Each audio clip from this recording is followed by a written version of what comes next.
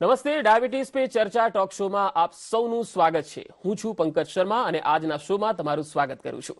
આધુનિક જીવનશૈલી અને તણાવને કારણે ડાયાબિટીસ ઝડપથી વધી રહ્યો છે. જો વિશ્વના આંકડાઓ પર નજર કરીએ તો ભારતમાં ડાયાબિટીસના દર્દીઓની સંખ્યા સૌથી વધારે છે અને એટલે જ ભારતને વિશ્વની ડાયાબિટીક રાજધાની પણ કહેવાય છે. આને ધ્યાનમાં રાખીને ડાયાબિટીસ અને તેની પ્રતિકૂળ અસરો વિશે લોકોમાં જાગૃતિ ફેલાવવા માટે ડાયાબિટીસ પે ચર્ચા જેવી અનોખી પહેલ શરૂ કરવામાં આવી છે, જ્યાં દેશના જાણીતા એન્ડોક્રિનોલોજિસ્ટ અને ડાયાબિટોલોજિસ્ટ ડાયાબિટીસના લક્ષણો, તેની સારવાર અને ડાયાબિટીસની હાનિકારક અસરો વિશે વધુ માહિતી આપે છે. આ શૃંખલાને આગળ વધારતા હું આપનું સ્વાગત કરું છું. આજે અમદાવાદ સ્ટુડિયોમાંથી ગુજરાત અને દેશના જાણીતા એન્ડોક્રિનોલોજિસ્ટ ડોક્ટર પરાગ શાહ, ડોક્ટર સંજીવ ફાટક અને ડોક્ટર વિવેક આર્યા જોડાયા છે. આપ સૌનું સ્વાગત કરું છું. નમસ્તે. સૌથી પહેલા ડોક્ટર પરાગ સર, સવાલ આપને રહેશે. આપણે જ્યારે ડાયાબિટીસની વાત કરી રહ્યા છીએ ત્યારે પહેલો સવાલ તો એ છે કે ડાયાબિટીસના લક્ષણો શું છે અને જો સમય જતા તેની સારવાર ન થાય તો આપણા શરીરમાં તેની પ્રતિકૂળ અસરો કયા પ્રકારની જોવા મળે છે? ડાયાબિટીસ જે મોસ્ટ કોમન ટાઈપ 2 ડાયાબિટીસ છે, જે 95% પેશન્ટ્સમાં હોય છે, એના સામાન્ય રીતે કોઈ લક્ષણ હોતા નથી. એટલા માટે એને સાયલન્ટ ડિઝીઝ કહે છે. એટલે મને કોઈ ચિહ્ન નથી એટલે મારું શુગર કાબૂમાં છે અથવા મને ડાયાબિટીસ નથી એવું માનવું જરૂરી નથી. કેટલાક પેશન્ટોમાં યુરિન વધારે આવવું, તરસ વધારે લાગવી, અકારણ વજન ઉતરવું, થાક લાગવો, વારેઘડી ઇન્ફેક્શન થવું, યુરિનની જગ્યાએ ખંજવાળ આવી, આ થોડાક કારણો છે જે ટાઈપ 2 ડાયાબિટીસમાં હોય છે. ડાયાબિટીસના દર્દીને જો શુગર કંટ્રોલમાં ના રાખીએ તો 24 કલાક આપણું શરીરમાં જે લોહી ફરે છે એની સાથે સાથે શુગર જો વધારે હોય તો શરીરના દરેકે દરેક અંગોને એ અસર કરે છે. આંખો ઉપર અસર થાય તો આંખની રોશની જવાની શક્યતા રહે છે, પડદા ઉપર અસર થાય છે, બ્રેઇનમાં જાય તો પેરાલિસિસ થવાની શક્યતા રહે છે, હાર્ટ એટેક આવવાની શક્યતા રહે છે, હૃદય પહોળું થવાની શક્યતા રહે છે, કિડની ખરાબ થવાની શક્યતા રહે છે, પુરુષોમાં નપુંસકતા થવાની શક્યતા રહે છે, પગમાં ગેંગ્રીન થવાની શક્યતા રહે છે. કોઈ પણ ઇન્ફેક્શન થાય તો ઇન્ફેક્શન જલ્દી કાબૂમાં ના આવે એવું થઈ શકતું હોય છે. તો આ બધા ડાયાબિટીસ કાબૂમાં ના રહેવાના કારણે જે કોમ્પ્લિકેશન્સ થતા હોય છે તે થઈ શકે છે. પણ જો ડાયાબિટીસના દર્દીનું શુગર કાબૂમાં રહે શરૂઆતથી જ તો આ બધા જ કોમ્પ્લિકેશન્સથી આપણે ડાયાબિટીસના દર્દીને સરળતાથી બચાવી શકીએ છીએ. ડોક્ટર સંજીવ ફાટક સર, હવે આપની પાસે આવીશ. ડાયાબિટીસના દર્દીઓ ઉપવાસ રાખી શકે છે? કારણ કે નવરાત્રી અને રમજાન જેવા ઉપવાસ હોય છે લાંબા અંતરાલના હોય છે, અને ડાયાબિટીસના દર્દીઓએ આવા ઉપવાસ કરતી વખતે શું ધ્યાન રાખવું જોઈએ અને એમને મોઢાની દવાઓ કે પછી ઇન્સ્યુલિન છે એ ચાલુ રાખવા જોઈએ કે ન રાખવા જોઈએ? ખૂબ જ સારો સવાલ છે. ડાયાબિટીસના દર્દી ઉપવાસ રાખી શકે કે કેમ? તો બહુ જ ટૂંકા અંતરાળના ઉપવાસ હોય, જેમ કે આજે મહાશિવરાત્રી છે તો એવો ઉપવાસ હોય તો એમાં તો બહુ વાંધો હોતો નથી, ઉલટાનું એમાં તો લોકો વધારે ખાતા હોય છે. પણ જે લાંબા અંતરાળના ઉપવાસ જે આપણે વાત કરી કે રમઝાન છે, રમઝાન મહિનો હવે શરૂ થઈ રહ્યો છે, તો એવા ઉપવાસમાં ખાસ ધ્યાન રાખવું પડતું હોય છે. કારણ કે રમઝાનની વાત કરીએ તો આખો દિવસ ખાવાનું ના હોય, સૂર્યાસ્ત પછી ખાવાનું હોય ને સૂર્યોદય સુધી. તો અમે જનરલી એવો ખોરાક લેવાનો કહેતા હોઈએ છીએ કે જેથી શુગર બહુ વધી ન જાય, પ્રવાહી પુષ્કળ લેવાનું કહેતા હોઈએ છીએ, અને ડાયાબિટીસની દવાનો પણ ડોઝ એવી રીતે ફેરફાર કરતા હોઈએ છીએ કે જેથી રાત દરમિયાન થોડો ડોઝ વધારે હોય અને દિવસ દરમિયાન ઓછો ડોઝ હોય, એટલે લો શુગર ના થઈ જાય. નવરાત્રીના ઉપવાસ પણ બહુ જ આકરા ઉપવાસ હોય છે. ઘણા લોકો 9 દિવસ સુધી કશું જ ખાતા પીતા નથી, ફક્ત લિક્વિડ અને ફ્રૂટ ને જ્યુસ ને એવું જ લેતા હોય છે. તો એ ઉપવાસ પણ, આવા ઉપવાસ એવા લોકોએ જ કરવા જોઈએ જેની બીજી રીતે તંદુરસ્તી બરાબર હોય. જો હૃદય રોગ હોય, કિડની પર તકલીફ હોય કે ઇન્સ્યુલિન લેનાર પેશન્ટ હોય તો એવા દર્દીઓ માટે ઉપવાસ કરવા જોખમી છે. બિલકુલ. એટલે આ તો વાત ઉપવાસની થઈ અને આપણે ડાયાબિટીસના લક્ષણો પણ જાણ્યા. હવે ડોક્ટર વિવેક આર્ય સર, આપની પાસે આવીશ. આપણે ટાઈપ 1 અને ટાઈપ 2 આ ડાયાબિટીસ તો ઘણું સાંભળ્યું છે, પરંતુ અમારા દર્શકોને તમે સમજાવી શકો કે આ બંને વચ્ચે શું તફાવત છે? ડાયાબિટીસના કુલ પ્રકારો કેટલા છે અને ઘરે બેઠા જો આપણે ડાયાબિટીસ તપાસ કરવો હોય તો કરાવી શકીએ? જે ડાયાબિટીસ છે, બેસિકલી આપણે એમ સમજીએ કે ઇન્સ્યુલિન આપણા શરીરમાં ઓછું છે કે નથી બનતું. હવે જે ટાઈપ 1 ડાયાબિટીસ છે એમાં ઇન્સ્યુલિન સંપૂર્ણ રીતે બનતું નથી. એટલે બોડીની જે ઇમ્યુન સિસ્ટમ હોય છે, જે બીટા સેલ ઇન્સ્યુલિન બનાવવાવાળા કણો હોય એને ટોટલી તોડી નાખતા હોય છે અને ટોટલી ડિસ્ટ્રોય થઈ જતા હોય છે. તો એવો જે રોગ છે નાના બાળકોમાં થતું હોય છે, નોર્મલી બહુ યંગ એજના પેશન્ટ હોય એમાં, અને એ લોકોને થતું હોય છે. અને એમાં ફક્ત ને ફક્ત આપણે ઇન્સ્યુલિન બહારથી આપીને એની સારવાર કરતા હોઈએ છીએ. જે ટાઈપ 2 ડાયાબિટીસ છે, જે કોમન ડાયાબિટીસ છે, 90 to 95% ને ટાઈપ 2 ડાયાબિટીસ જોવા મળતું હોય છે. ટાઈપ 2 ડાયાબિટીસમાં આપણને ઇન્સ્યુલિન ઓછું પડે છે અને જે ઇન્સ્યુલિન બને છે એની અસર પૂરતી રીતે આવતી નથી. એટલે ઓવરઓલ એવા દર્દીઓને સારી વસ્તુ એ છે કે એમને ટેબ્લેટ દ્વારા મોસ્ટ ઓફ પેશન્ટને કંટ્રોલ કરી શકાય અને દવા લે અને ડાયાબિટીસ કંટ્રોલ થતું હોય છે શરૂઆતમાં, પણ આગળ જતા 20-25 વર્ષ પછી એ લોકોને પણ ઇન્સ્યુલિનની જરૂરિયાત પડતી હોય છે. હવે આ જે ડાયાબિટીસ છે એને માપવા માટે આપણી પાસે ઘણા યંત્રો છે, જેમ કે સિમ્પલ આપણે જે ગ્લુકોમીટર છે વિચ ઇઝ બિલકુલ સસ્તું આવે છે, જે દરેક દર્દી ઘરે વસાવી શકે અને એના દ્વારા ઘરે ચેક કરી શકે ને પછી આગળ જતામાં એવા નવા ઇન્સ્ટ્રુમેન્ટ પણ આવ્યા છે જેમ કે CGMS, તો એના દ્વારા પણ આપણે ઘરે શુગરની તપાસ કરી શકીએ એમ છે. બિલકુલ, એટલે ડાયાબિટીસના પ્રકારો તો આપણે જાણ્યા. હવે ડોક્ટર પરાગ સર, આપની પાસેથી એક મહત્વનો સવાલ અને એ જાણવું છે કે HbA1c, હવે ડાયાબિટીસના દર્દીઓ માટે આ ટેસ્ટનું શું મહત્વ હોય છે અને બ્લડ સુગર લેવલનું જે નિયમિત આપણે મોનિટરિંગ કરવું હોય તો એ કેવી રીતે કરી શકાય? ડાયાબિટીસના દર્દીઓ માટે સૌથી અગત્યનું છે ખોરાક, એક્સરસાઇઝ, મેડિકેશન્સ અને સૌથી ઇમ્પોર્ટન્ટ ચોથી વસ્તુ જે છે જે ઘણીવાર મિસ થાય છે એ રેગ્યુલર શુગરની જાંચ કરવી છે. જો તમે રેગ્યુલર શુગરની તપાસ નહીં કરો તો તમારું કેટલું શુગર છે ખ્યાલ નહીં આવે. તમારા ચિહ્નો હોતા નથી ડાયાબિટીસની અંદર, એટલે ચિહ્નોના પ્રમાણે જો તમે શુગર ચેક કરશો કે જ્યારે મને લાગે કે વધી ગયું છે ત્યારે હું ચેક કરું છું તો તમે બહુ મોટી ભૂલ કરી રહ્યા છો. તો આના માટે એક તો ખાલી પેટ અને જમ્યા પછીનું 2 કલાકનું શુગર આપણે સામાન્ય રીતે જોતા હોઈએ છીએ, પણ એ પર્ટિક્યુલર મિનિટનું શુગર આપણને બતાડે છે. જ્યારે HbA1c જે છે ટેસ્ટ એ આપણે લાસ્ટ 2.5 થી 3 મહિના દરમિયાન દર મિનિટે આપણા શરીરમાં કેટલું શુગર રહ્યું એનું એક એવરેજ આપણને કાઢે છે કે જેનાથી આપણને ખ્યાલ આવે કે આપણે છેલ્લા 3 મહિનામાં 24 કલાક આપણું શુગર કાબૂમાં રહ્યું છે કે નથી રહ્યું. એ ટેસ્ટ આપણે 3 થી 6 મહિને રેગ્યુલર કરાવવી જોઈએ. આ સિવાય આપણા શરીરમાં શુગરમાં જે ફ્લક્ચ્યુએશન્સ થતા હોય એને જાણવા માટે જેમ ડૉક્ટર વિવેકભાઈ કહ્યું એ પ્રમાણે CGM કે AGP એક નાનકડો પેચ આવે જે અહીંયા મૂકીએ તો 14 દિવસ દરમિયાન 24 કલાકનું આપણું શુગર કેવું રહ્યું છે આપણને ખ્યાલ આવતું હોય છે.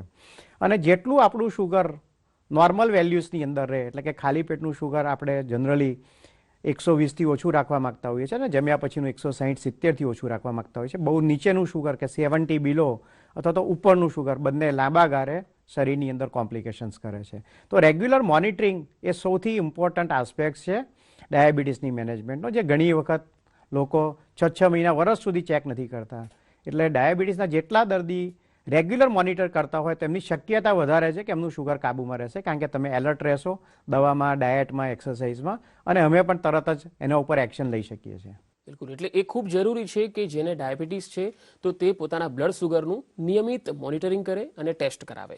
હવે ડોક્ટર સંજીવ ફાટક સર, આપની પાસે આવીશ. જો ડાયાબિટીસના દર્દીઓ ઉપવાસ રાખતા હોય ત્યારે ખાંડ અથવા ક્યારેક ખાંડ વધારે લેવાઈ જાય, ક્યારેક ઓછી પણ લેવાઈ જાય, તો કેવા સિમ્ટમ્સ અનુભવાતા હોય છે અને આવી સ્થિતિમાં તમે દર્દીઓને શું સલાહ આપશો?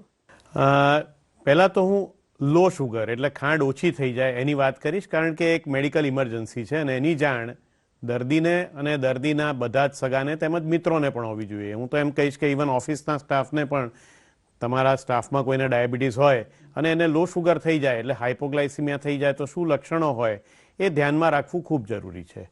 તો હાઇપોગ્લાયસીમિયામાં એકાએક આંખે અંધારા આવે, ચક્કર આવે, એકદમ માથું દુખવા માંડે, એકાએક ભૂખ લાગી જાય, અત્યારે બેઠા હોય ને કશું ના હોય ને એકદમ ભૂખ લાગવા માંડે, ગભરામણ થવા માંડે, છાતીમાં ધબકારા થવા માંડે, એકદમ પરસેવો વળી જાય, બાળક હોય તો એકાએક રડવા માંડે કે કંઈક અજુગતું વર્તન કરવા માંડે, અને જ્યારે શુગર એકદમ ઘટી જાય તો ઇવન દર્દીને ખેંચ પણ આવી શકે અથવા બેભાન પણ થઈ શકે.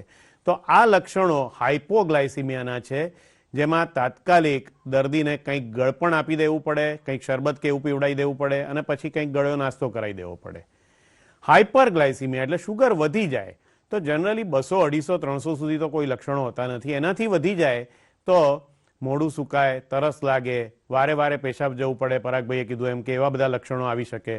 ખૂબ વધારે શુગર લાંબો ટાઈમ સુધી રહે તો વજન ઉતરતું જાય, હાથ પગમાં ઝંઝણાટી થાય, થાક લાગ્યા કરે, પગ દુખ્યા કરે, તો આ બધા હાઈ શુગર એટલે કે હાઇપરગ્લાયસીમિયાના લક્ષણો છે.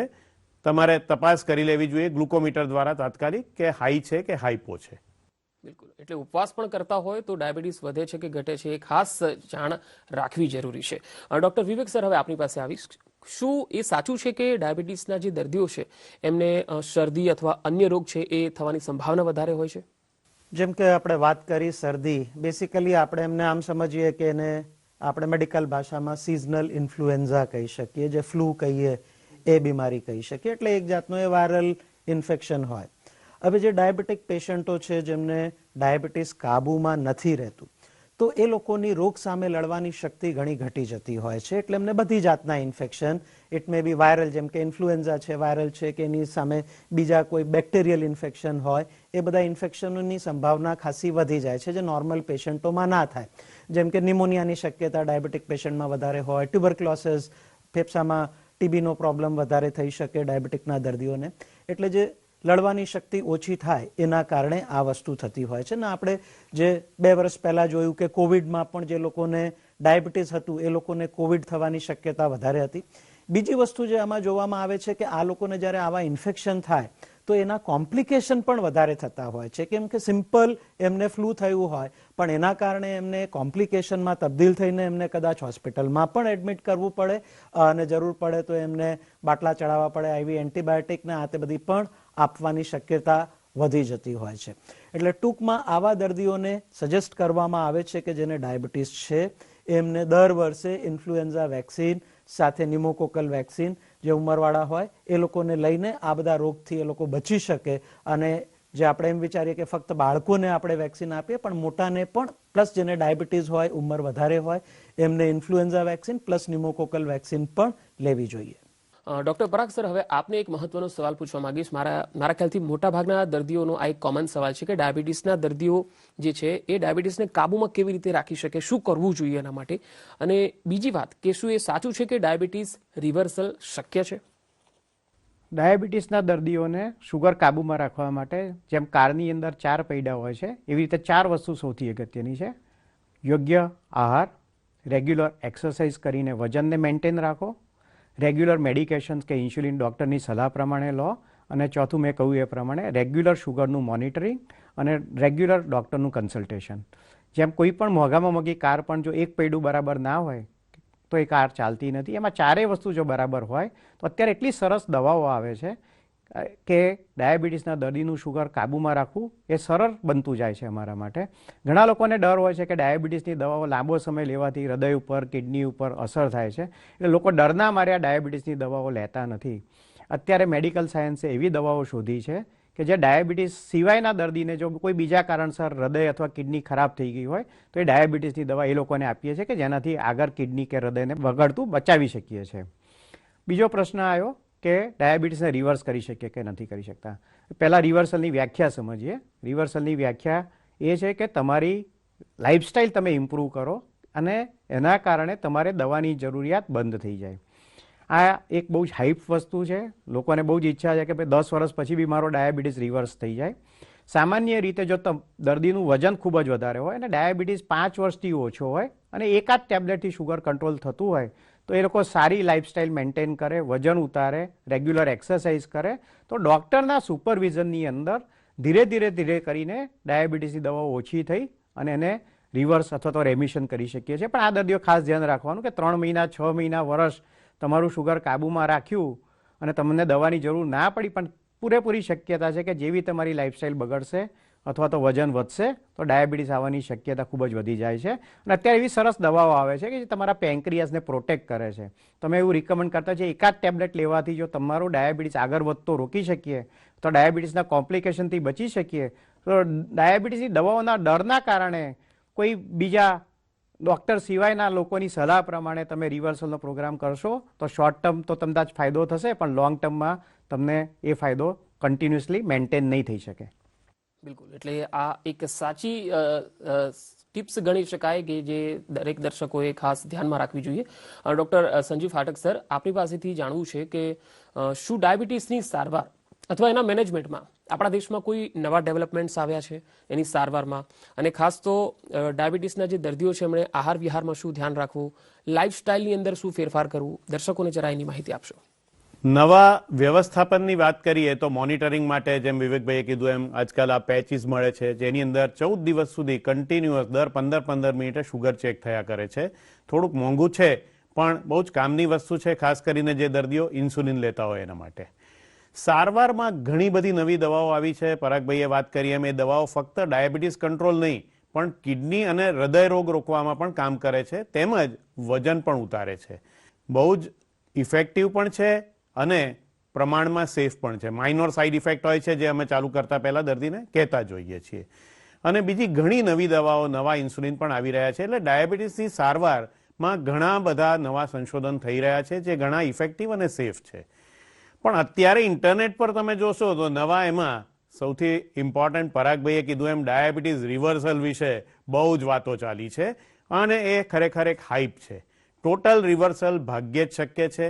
એટલે એ બધામાં પડવા પહેલાં તમે તમારા ડૉક્ટરની સલાહ લો અને ડૉક્ટરની સલાહ મુજબ જ આહાર નિયમન અને વ્યાયામ કરો.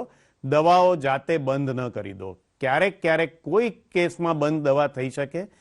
ડાયાબિટીસની સારવારનો મુખ્ય ઉદ્દેશ કોમ્પ્લિકેશન રોકવાનો છે, દવા બંધ કરવાનો નથી.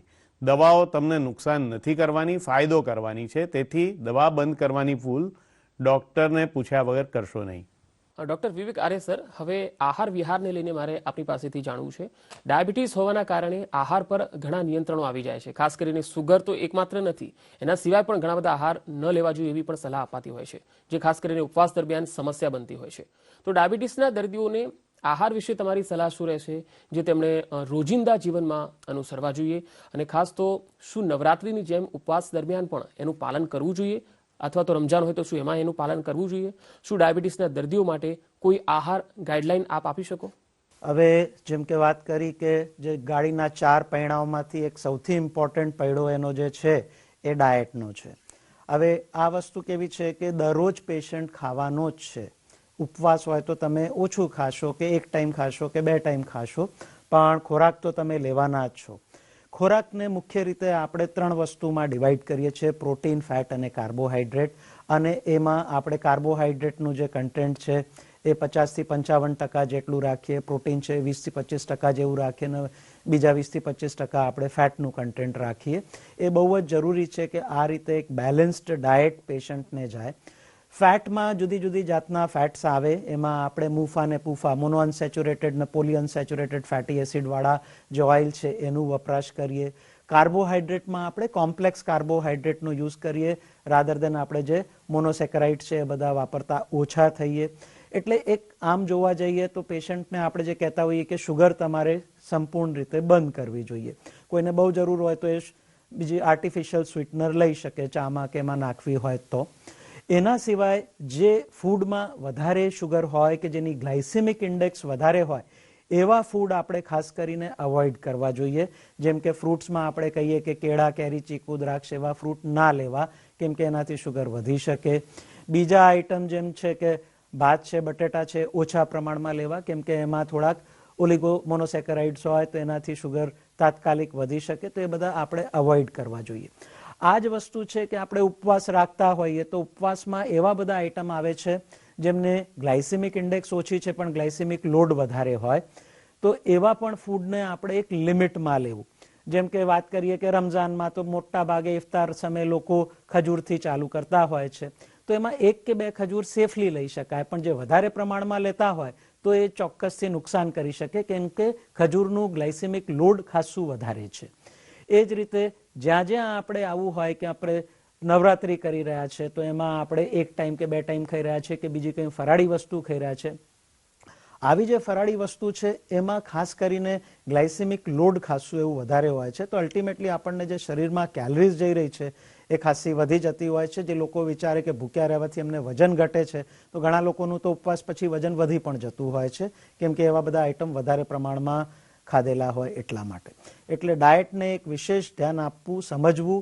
ઉપવાસમાં અગેન તમારે એકવાર તમારા ડૉક્ટરની સલાહ લઈને એ પ્રમાણે ઉપવાસમાં શું ખાવું, ના ખાવું, કઈ રીતે ખાવું, દવામાં કઈ રીતે ફેરબદલ કરવી એ સમજીને ઉપવાસ કરવા. તો આજે આપણે વાત કરી ડાયાબિટીસની સારવાર, ડાયાબિટીસના લક્ષણો, આહાર વિહારમાં શું ધ્યાન રાખવું અને જીવનશૈલીમાં શું ફેરફાર કરવા, અને બ્લડ સુગરને નિયમિત મોનિટરિંગ કરવું હોય તો કેવી રીતે કરવું. સરે જે માહિતી આપી છે આપને ખૂબ જ ઉપયોગી રહી હશે. હવે ડોક્ટર સંજીવ ફાટક સર, ડોક્ટર વિવેક આર્ય સર અને ડોક્ટર પરાગ સર, આપણી પાસેથી અમારા દર્શકો માટે એક છેલ્લો મેસેજ. જે દર્શકોને ડાયાબિટીસ છે અથવા તો જે દર્શકોને ડાયાબિટીસ નથી, આવા બંને પ્રકારના લોકો માટે આજનો આપણો આ કાર્યક્રમના અંતમાં સંદેશ શું રહેશે? પરાગ સર, સૌથી પહેલા આપ. જ્યારે ડાયાબિટીસ થાય ત્યારે લોકો ખૂબ જ ડરી જતા હોય છે, હું મારા પેશન્ટ્સને કહેતો હોઉં છું કે ડાયાબિટીસથી સારો કોઈ દોસ્ત નથી અને ડાયાબિટીસથી ખરાબ કોઈ દુશ્મન નથી. જો શરૂઆતથી જ તમે આહાર વિહાર પ્રોપર દવા અને પ્રોપર ગાઈડન્સ રાખશો તો ડાયાબિટીસના દર્દી નોર્મલ માણસ કરતાં પણ લાંબુ જીવી શકે છે. આની સામે જો તમે ડાયાબિટીસ અંગે બેદરકાર રહો કે મને કંઈ તકલીફ નથી તો હું દવા ના લઉં, મોનિટરિંગ ના કરું, ડૉક્ટરની પાસે તપાસ ના કરાવું, તો શુગર વધવાના કારણે આપણે વાત થઈ એ પ્રમાણે શરીરના દરેક અંગો પર એ નુકસાન થતું હોય છે. સૌથી બીજી જેને ડાયાબિટીસ નથી એમના માટે સૌથી ઇમ્પોર્ટન્ટ વસ્તુ કે તમારા વજનને કાબૂમાં રાખો, આહાર વિહાર પર ધ્યાન રાખો. અમે કહેતા હોઈએ કે જેટલી મોટી કમર એટલી ઓછી ઉંમર, કે ડાયાબિટીસના દર્દીઓને પેટનો ભાગ વધવાના કારણે શરીરમાં ઇન્સ્યુલિન બરાબર કામ નથી કરતું અને એના કારણે ડાયાબિટીસની સાથે સાથે ભવિષ્યમાં બ્લડ પ્રેશર, કોલેસ્ટ્રોલ, હાર્ટની તકલીફ થવાની શક્યતા વધારે રહે છે. તો હેલ્ધી લાઇફસ્ટાઇલ સાથે ડાયાબિટીસના દર્દીઓ નોર્મલ માણસની જેમ જીવી શકે છે અને દવાઓથી ડર રાખીને દવાઓ ના લેવા કરતાં દવાઓ પર ભરોસો કરી, ડૉક્ટર ઉપર ભરોસો કરી દવા લેશું તો નોર્મલ માણસ કરતાં પણ સારી રીતે જીવી શકશું. Doctor Sanjeev sir. બસ પરાગભાઈએ કીધું એમ શરૂઆતથી જ ડાયાબિટીસની સારામાં સારી સારવાર કરાવો. મોટાભાગના લોકો શરૂઆતમાં બહુ જ નિગ્લેક્ટ કરતા હોય છે અને કોમ્પ્લિકેશન્સની શરૂઆત ત્યારથી જ થઈ જતી હોય છે. તો કોમ્પ્લિકેશન્સ થવાની રાહ ન જુઓ. ડે 1થી જેમ ક્રિકેટમાં પાવર પ્લે હોય છે, પહેલી 10 ઓવર ઇમ્પોર્ટન્ટ, એમ ડાયાબિટીસમાં પહેલું વર્ષ નિદાન થયા પછી ખૂબ અગત્યનું છે. જે લોકોનો ડાયાબિટીસ પહેલા વર્ષમાં સરસ કાબૂમાં રહે, ડાયાબિટીસ કાબૂમાં રહે એટલે શુગર કંટ્રોલમાં રહે, બ્લડ પ્રેશર કંટ્રોલમાં રહે, કોલેસ્ટ્રોલ હોય તો એ કંટ્રોલમાં રહે, સ્ટેટિન પ્રકારની દવા એ લોકોને આપવામાં આવે, વજન કાબૂમાં રાખો અને વ્યસનોથી દૂર રહો તો મોટા ભાગના કેસમાં કોમ્પ્લિકેશન્સ મહદ અંશે રોકી શકાતા હોય છે. તો શરૂઆતમાં જ સારવાર સારામાં સારી કરાવો. જેને નથી ડાયાબિટીસ એણે પહેલેથી જ પોતાનું વજન કાબૂમાં રાખવું જોઈએ, ખોરાક અને વ્યાયામ પર ખાસ ફોકસ કરવું જોઈએ કે જેથી તમને થવાની શક્યતા ઘણી જ ઘટી જાય. ડોક્ટર વિવેક સર, આપ શું કહેવા માંગશો? જેમ કે આપણે જાણીએ છીએ ડાયાબિટીસ ખાસું વધારે છે, પણ ઘણા એવા છે કે જેમાં ડાયગ્નોઝ નથી થયું. તો અનડાયગ્નોઝડ લોકો પણ એટલા જ છે. તો જેનું વજન વધારે છે, જેનું લાઈફસ્ટાઈલ આરામદાયક કે સેડેન્ટરી લાઈફસ્ટાઈલ છે, જેનું બર્થ વેટ હતું એ 3.5 કિલોથી વધારે હતું કે બર્થ વેટ ઓછું હતું, કોઈને પ્રેગ્નન્સી દરમિયાન ડાયાબિટીસ આવ્યું હોય, તો એ બધા લોકોને ડાયાબિટીસ થવાની શક્યતા વધારે હોય છે. એટલા માટે અર્લી ટેસ્ટિંગ, એક જનરલ એન્યુઅલ બોડી ચેકઅપમાં આપણે શુગર ટેસ્ટ કરાવીને વહેલા તકે ડાયાબિટીસનું નિદાન કરવાથી આપણે ડાયાબિટીસના લાંબા ગાળે થતા કોમ્પ્લિકેશનથી બચી શકીએ છીએ. તો મારો સંદેશ છે કે વહેલાથી આપણે નિદાન કરીએ અને કોમ્પ્લિકેશનથી બચીએ. બિલકુલ. તો ડાયાબિટીસ પે ચર્ચા અંતર્ગત ડોક્ટર પરાગ સર, ડોક્ટર સંજીવ સર અને ડોક્ટર વિવેક સર, આપે ખૂબ જ ઊંડાણપૂર્વક દર્શકોને માહિતી આપી. આપનો ખૂબ ખૂબ આભાર મારા સ્ટુડિયોમાં આવવા માટે અને ઊંડાણપૂર્વક માહિતી આપવા માટે. નમસ્તે. તો દર્શક મિત્રો, ડાયાબિટીસ પે ચર્ચાની વિશેષ શ્રેણીમાં ડાયાબિટીસથી બચવા અને જાગૃતિ વધારવા અને ડાયાબિટીસની સારવાર સહિતના વિવિધ પાસાઓની આપણે ચર્ચા કરી. ટૂંકમાં કહીએ તો દરેક રોગની સારવાર સાચી માહિતીથી શરૂ થાય છે. અમે આશા રાખીએ છીએ કે અમારા વિશેષ શો દ્વારા તમને ડાયાબિટીસ સંબંધિત દરેક પ્રશ્નોના જવાબો મળી ગયા હશે. ડાયાબિટીસ અને તેના વ્યવસ્થાપન વિશે વધુ માહિતી મેળવવા માટે તમે અમારા ફેસબુક પેજ ડાયાબિટીસ પે ચર્ચા દ્વારા અમારી સાથે જોડાઈ શકો છો. ડાયાબિટીસ ચર્ચા યુટ્યુબ, ટ્વિટર અને ઇન્સ્ટાગ્રામ પર પણ ઉપલબ્ધ છે. આજના આ ખાસ શોમાં અત્યારે આટલું જ. નમસ્કાર.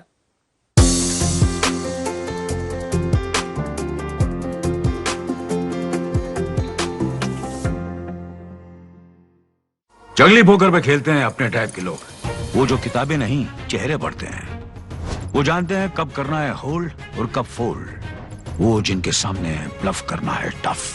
यही तो है अपने टाइप के लोग. 10 लाख से भी ज्यादा अपने टाइप के लोग पोकर खेलते हैं सिर्फ जंगली पोकर पर. डाउनलोड जंगली पोकर राइट नाउ. इस खेल में आदत लगना या आर्थिक जोखिम संभव है. जिम्मेदारी से खेलें.